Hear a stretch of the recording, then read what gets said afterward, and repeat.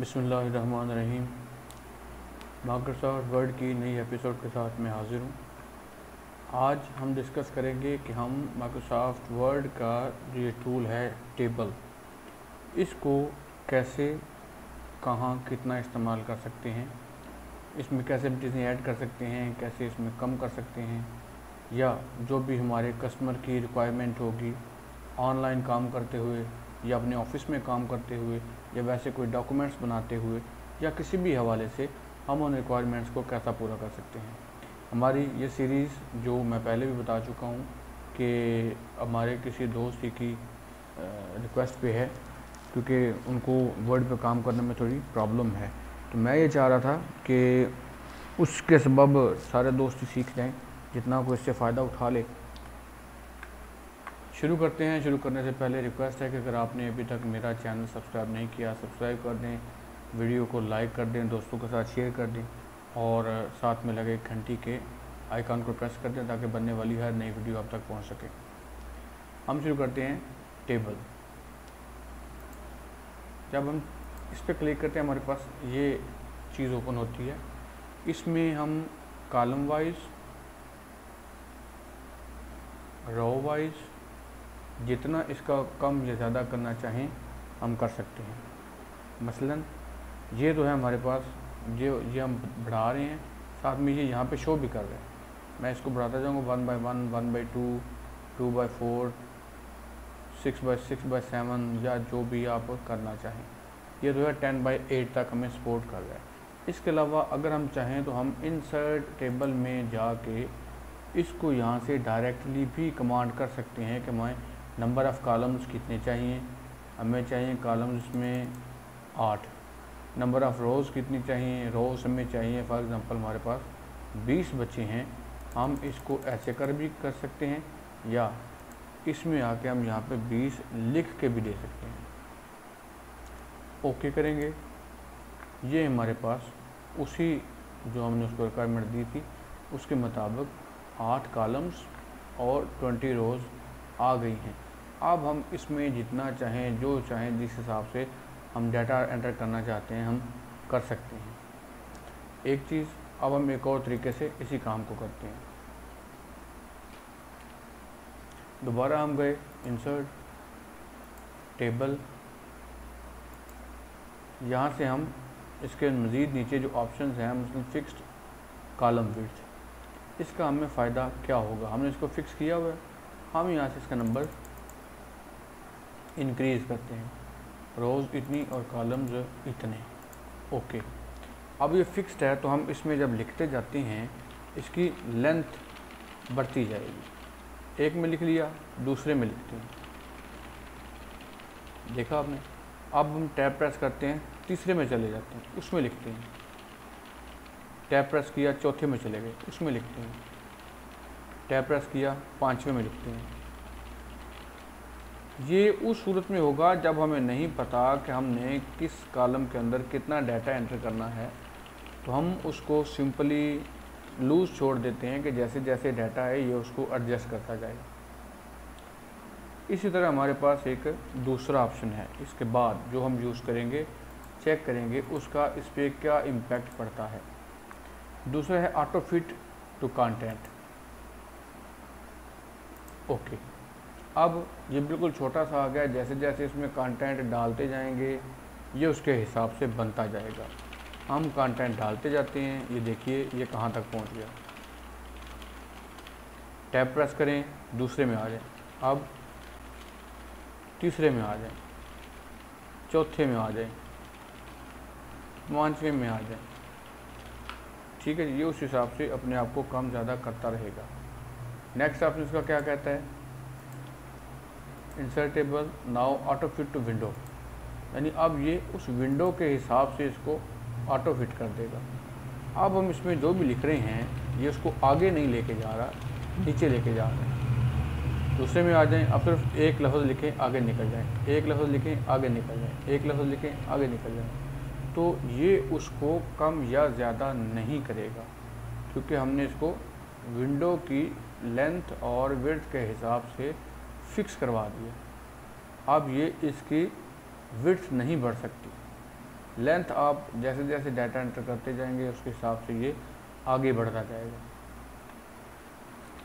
अगर आपको सही क्लियर नहीं हुआ दोबारा चेक कर लेते हैं। आप आ जाएं इंसर्ट टेबल में, इसमें आप 10 बाई 10 कर लें, इसको करके इसको करें फिक्स्ड कॉलम विड्थ। हम इसको करते हैं फिक्स कॉलम विड्थ। ओके, अब कीजिए इसको। अब इसका कॉलम जो है वो कोशिश करेगा कि मैं नाम पढ़ूँ। नेक्स्ट में आ जाएं, बस नेक्स्ट में आ जाएं, बस नेक्स्ट में आ जाएं, ज़्यादा डाटा दे दें, नेक्स्ट में आ जाएं और ज़्यादा डाटा दे दें।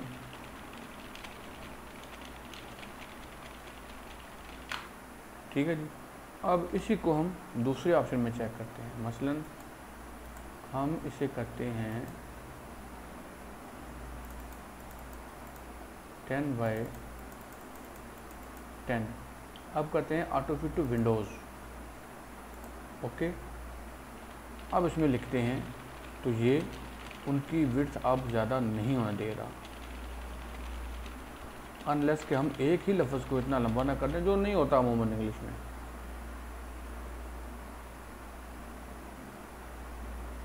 जी, इस तरह से। तो ये छोटे छोटे लफ्ज़ हैं, तो ये इसकी विड्थ नहीं बढ़ने देगा। नेक्स्ट ऑप्शन हमारा इंसर्ट टेबल। अब हम यहाँ पे एक टेबल बनाते हैं, उसमें हम एंट्रीज़ करते हैं ताकि हमें पता चल सके कि जब हम इसमें एंट्रीज़ करेंगे तो उसका इस पर क्या इम्पैक्ट पड़ेगा। फॉर एग्ज़ाम्पल पहला है हमारे पास serial number, name, maths, English, Urdu, इस्लामियात, पाक स्टडी और आगे इसका टोटल मार्क्स,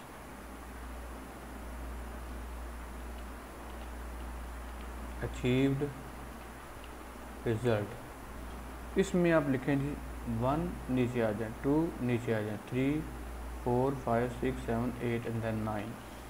अब आप आ जाए इसमें नाम है फॉर एग्ज़ाम्पल पहले का अली, मैथ के हैं उसके 55, इंग्लिश के हैं 65, 88, 77, पाक स्टडी के हैं उसके 85। टोटल इसका हम यहाँ कर देंगे। जितने सब्जेक्ट्स हैं, फ़र्ज़ करें 1 2 3 4 5 सब्जेक्ट्स हैं, 100 नंबर हर एक का है। यहाँ पे हम इसके अचीव्ड मार्क्स लिख देंगे और यहाँ पे इसका रिज़ल्ट लिख देंगे। अब जब हम ये सारा कर लेते हैं, करके हम इसको यहाँ पे लिख देते हैं, ये हमने सब में पेस्ट कर दिया। अब हमें चेंज ये करना पड़ता है कि हमें फॉर एग्ज़ाम्पल ये वाली लाइन इसमें से ख़त्म करनी है। इसका एक सोल्यूशन तो ये है कि हम इसको ये सिलेक्ट करें, राइट क्लिक करें, डिलीट कॉलम्स पे आ जाएं, वो कॉलम ही डिलीट हो जाएगा। लेकिन बाज़ औक़ात हमें ऐसा करना पड़ता है, कंट्रोल Z करें वो वापस आ जाए। ऐसा करना पड़ता है कि हमें 2-2 की शेयरिंग करनी पड़ती है, बाकी सारा नहीं चेंज करना। आपने इस पे ये जब बनेगा, इस पे आप करें डबल क्लिक,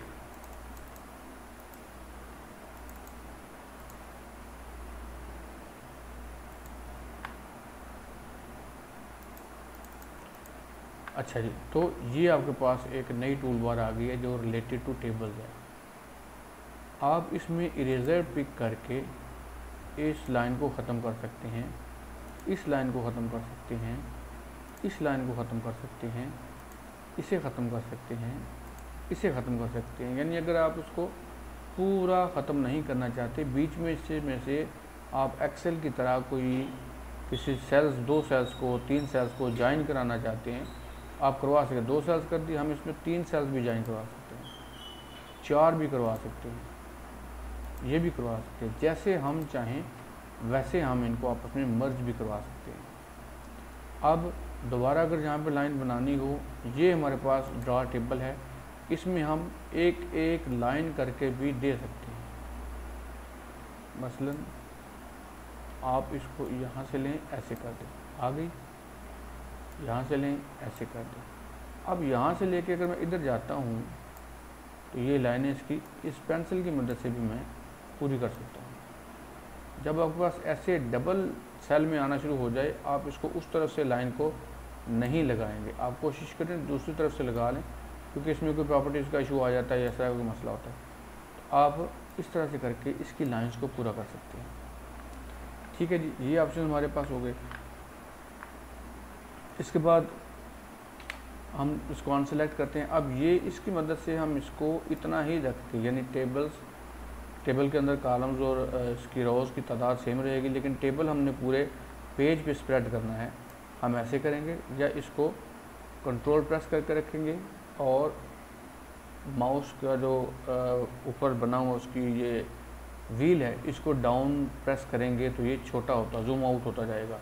अब हम देख सकते हैं कि इसकी पेज के ऊपर सेटिंग कितनी है, कहाँ तक है। ठीक है जी, ये हम इसको कम ज़्यादा कर सकते हैं। अब इसी दोबारा कंट्रोल प्रेस करके मैं माउस व्हील को ऊपर की तरफ प्रेस करता हूँ, घुमाता हूँ, तो ये जूम इन होता जाएगा, बड़ा होता जाएगा। हम अपने पेज की पूरी सेटिंग को चेक कर सकते हैं। नेक्स्ट इसमें हम फॉर एग्ज़ाम्पल ये जो नेम आए हुए हैं, हम सबको करते हैं सिलेक्ट, इस पर करते हैं राइट क्लिक करके, ये है सेल अलाइनमेंट।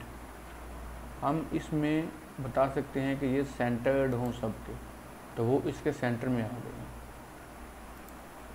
इसी तरह ये जो बाकी सारे हैं, हम इनको भी एक ही बार सबको सिलेक्ट करके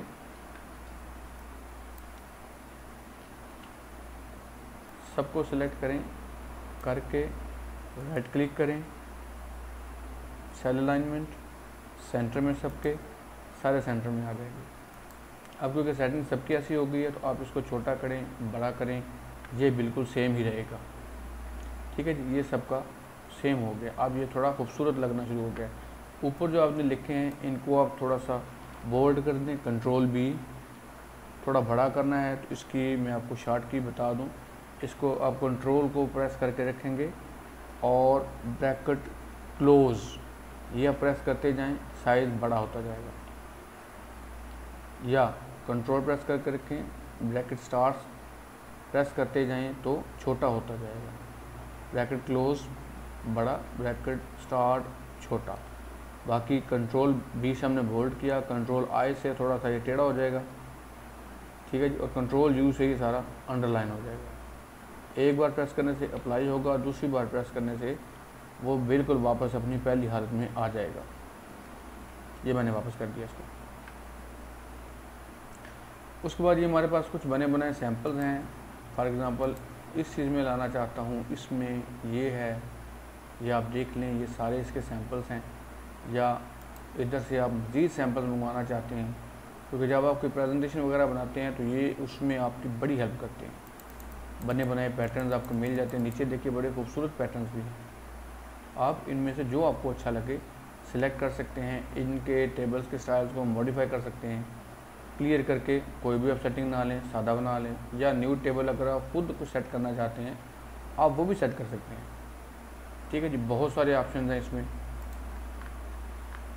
अब इसमें फॉर एग्ज़ाम्पल हेडर रो अगर आपको चाहिए वो आपको मिल सकती है। ये आपने हेडर देना है, फुटर देना है, या आप टोटल रो आप देना चाहें टोटल दे सकते हैं, बैंडेड रोज दे सकते हैं, फर्स्ट कॉलम को आप हाईलाइट कर सकते हैं, और लास्ट नाउन लास्ट कॉलम अगर आप चाहें वो दे सकते हैं, बैंडेड कॉलम्स भी दे सकते हैं। हमने मज़ीद इसमें हम ये इसकी जो लाइन है इसका हम जो साइज़ है ये छोटा बड़ा कर सकते हैं, इसकी शेडिंग कर सकते हैं। ठीक है, जो भी आप सेल सेलेक्ट किया होगा उसकी शेडिंग कर देगा। या आप इसको बॉर्डर दे सकते हैं, ऑल बॉर्डर्स कर लें इसको। ठीक है जी, ये होगा। अभी हमने सेलेक्ट एक सेल किया हुआ था, हम करते हैं इसको जूम आउट करके सारा सेलेक्ट,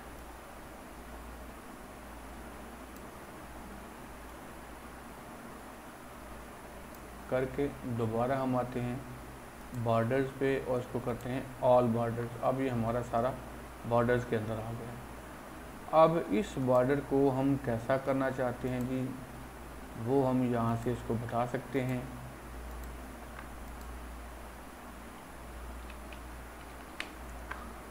मज़ीद आप इसकी जितनी प्रैक्टिस करेंगे आपको उसकी समझ उतनी ही आती जाएगी। ये थे हमारे टेबल के ऑप्शंस जो हमने कर लिए।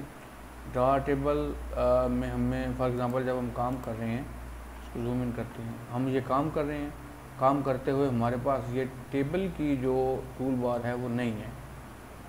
हम इसमें आके ड्रा टेबल पे आते हैं तो ये हमारे पास वो पहला टूल्स का आ जाता है जिससे हम मज़ीद लाइन इसमें एंटर कर रहे थे। अब हमने जो इसकी सेटिंग की हुई है उसी के मुताबिक इसकी नई लाइंस आ रही हैं ये। तो अगर पहले से सेटिंग चेंज हो, आप टेबल बनाना शुरू करें और इसकी सेटिंग मुख्तलिफ आना शुरू हो तो आप फ़ौरन इसकी टूल बार में आएंगे, आके इसके ऑप्शंस को रीसेट कर देंगे। मसलन ऊपर से इसको करें सिलेक्ट, सिंगल लाइन हमें चाहिए ये वाली, अब नीचे भी वैसे ही आ जाएगी। अब आप पेंसिल से बनाएं तो जो आपने सेट की है वो ही लाइन आएगी। ठीक है जी।